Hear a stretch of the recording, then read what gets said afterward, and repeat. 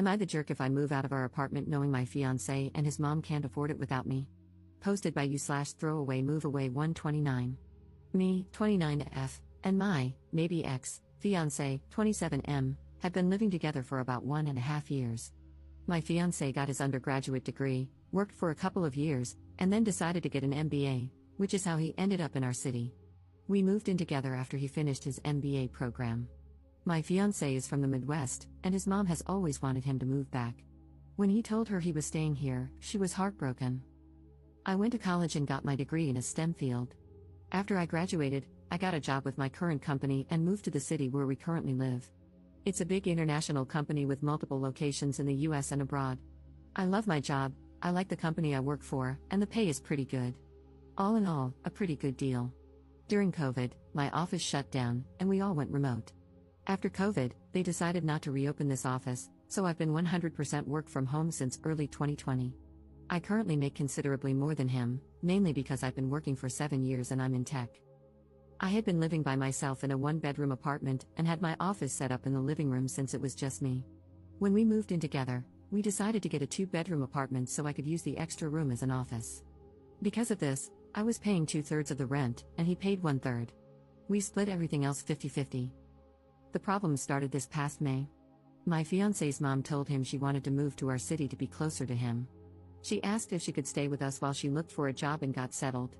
She's a teacher, so she figured she'd be able to get a teaching job pretty quickly.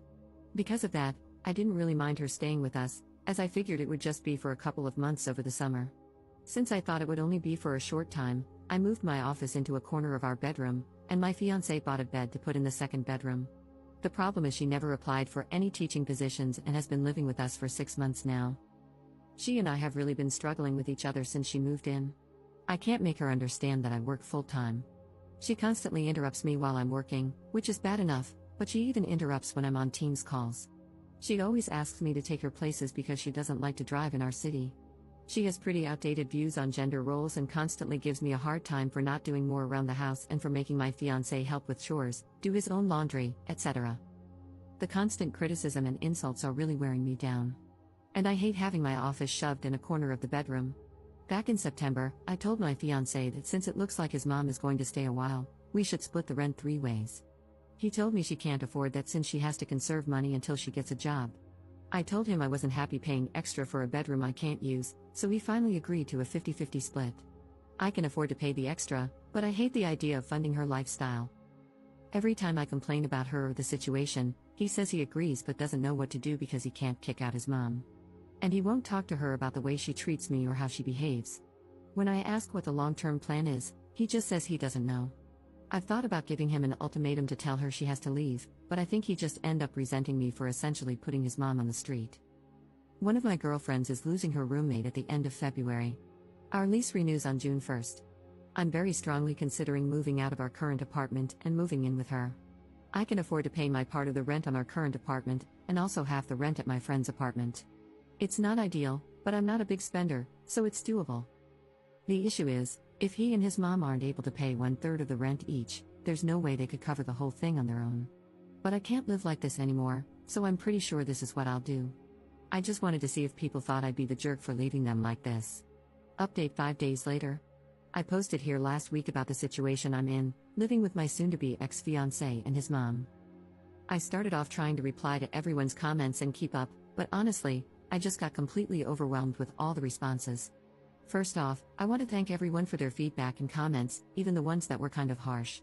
Actually, probably especially the ones that were kind of harsh. I really needed some tough love to make me realize that I was letting my soon-to-be ex-fiancé and his mom take advantage of me. The more comments I read, the more pissed off I got. Honestly, I think I'm more pissed at myself for allowing this to happen and not advocating for myself more. This past weekend, I got my soon-to-be ex-fiancé alone so we could talk, which was actually harder than it should have been because his mom always tries to tag along when we do anything.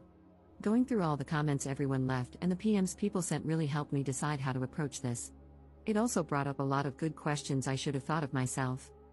Back to the discussion with my ex, I wanted to give him one more chance to pick us over his mom, not because I thought he would, but because I just wanted to be able to tell myself I gave him the opportunity.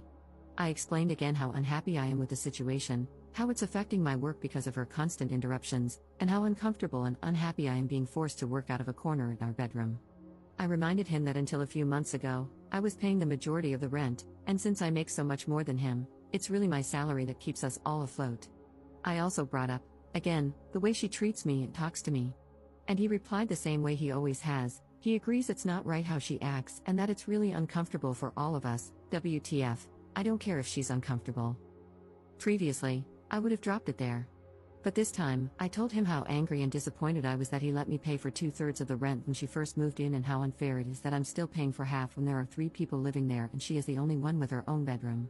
His response was the same: she has to conserve money since she doesn't have any income currently. Which brought up the question, where did all her money go when she moved? What money does she use for incidentals? Evidently, when she got divorced, she asked for the divorce after my ex went off to college. It doesn't sound like her husband/ex's dad wanted the divorce. His dad bought her out of the equity in their house. My ex had no idea how much that was or how much is left. But until she moved here, she was working full-time as a teacher and living in a small apartment, so she shouldn't have had to tap into the divorce settlement money much. Other than that, my ex didn't have much insight into her finances beyond what she told him, that she has to conserve money. I told him straight up that I'm moving out before the end of the month. And from now on, I'm only paying 25%. As some commenters pointed out, she has a whole bedroom while I have to share with a man-child, so she should be paying twice as much. After I move out, I'm not paying for anything else, no utilities, no food, nothing other than rent. I have a pretty good idea of what his finances are like, and if he has to pay 75% of the rent all by himself, it's going to take a huge chunk of his net income. After he pays utilities and buys groceries, there won't be anything left for incidentals.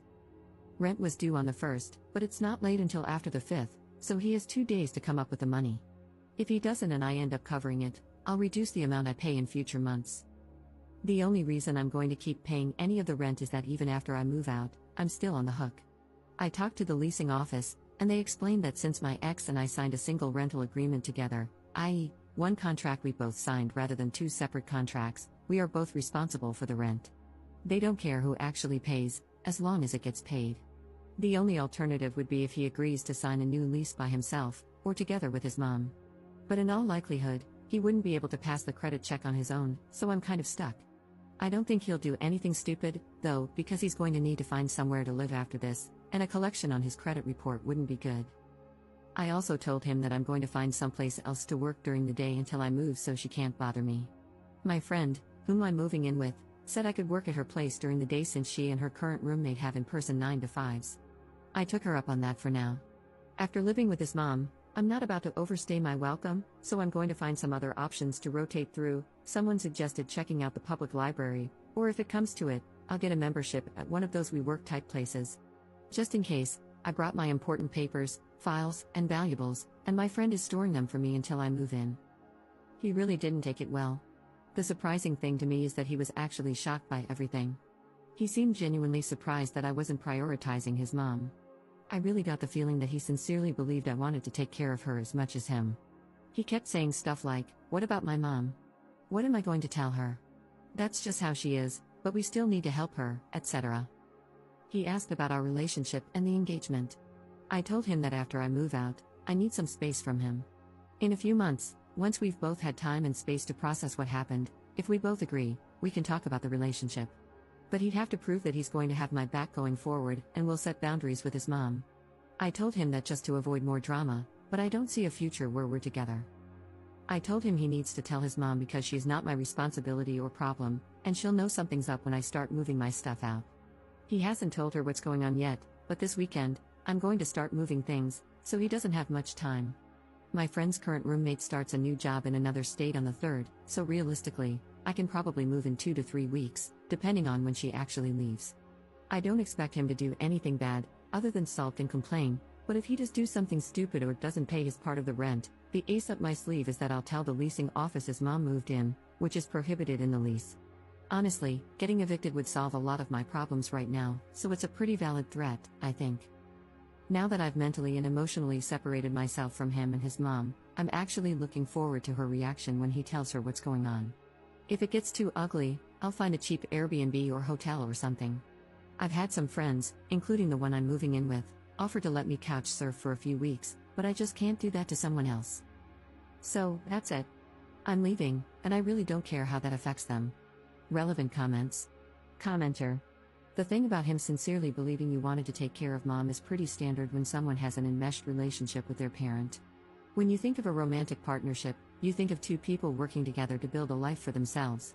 When the enmeshed person thinks of a partnership, he thinks of having someone with whom to share the burden of his enmeshed relationship. And the truly sad thing is that he probably cannot perceive how skewed his perspective is.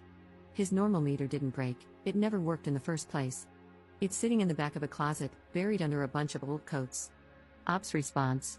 I mean, that explains a lot. But honestly, that is just so effing sad. That's essentially saying he's broken but doesn't even know he's broken. So he'll just go from relationship to relationship, never really understanding why women keep leaving him. Absent his mom, he's really a great guy, but nobody will ever want to stay with him if his mom is always going to come first. Commenter 2. You already let her stay well past the agreed upon time, and they should be grateful for that instead of being mad that you're finally putting your foot down. Did they honestly have no other plan? Was this supposed to continue indefinitely? They're about to get a rude awakening, but it's no less than they deserve. Ops response. That is a great question. I have no idea what the long-term plan was. Every time I brought it up with my ex, he would say things like, we'll have to make sure she applies for next school year, but he would never talk to her to tell her that. Plus, even if she does get a job for next school year, that isn't until September. And realistically, it would be another month before she starts getting a paycheck. There is no way I'd stay in this situation for another 8 months, I would end up in prison. Commenter 3. To clarify, she has enough money from the divorce settlement for her own personal expenses but won't even pay her share of the rent? Ops response. That is exactly how I interpreted what he said. I don't know what her grand plan was. She's in her mid to late 50s, I think. So if she was planning to mooch off me and her son until she could officially retire, it would be another 5 to 10 years. I don't know how she expected that to happen.